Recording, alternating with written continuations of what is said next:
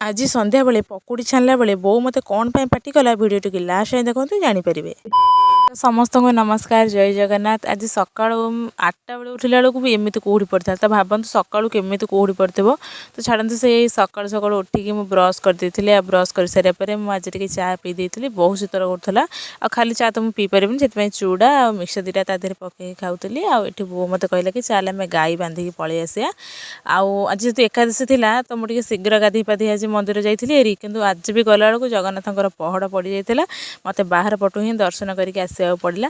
छाड़ू आज तो संध्या बेले आसबि तो भलसे दर्शन कर पड़ेबू जेहतु आज एकादशी अच्छी तो संध्या बेले मुझे आसबि ना।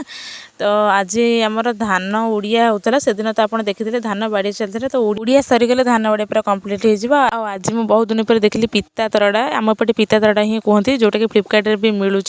आम पटे से तो अलता लगती आप समस्ते जानते जोटा कि देखा प्राय मिले। संध्या हो जाता मु मंदिर पलि आसली।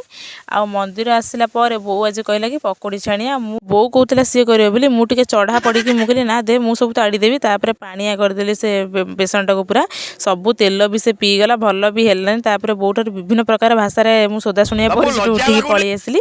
आज थी पीहूर जन्मदिन तो केक काटे बोली से पूरा एक्साइटेड होता केमी कौन काट बस से प्राक्ट भी कर तो केक फेक्स केक फेक सब कटाला खाई पी समस्त घर गले। तो आज ये देखा नेक्स्ट वीडियो रे।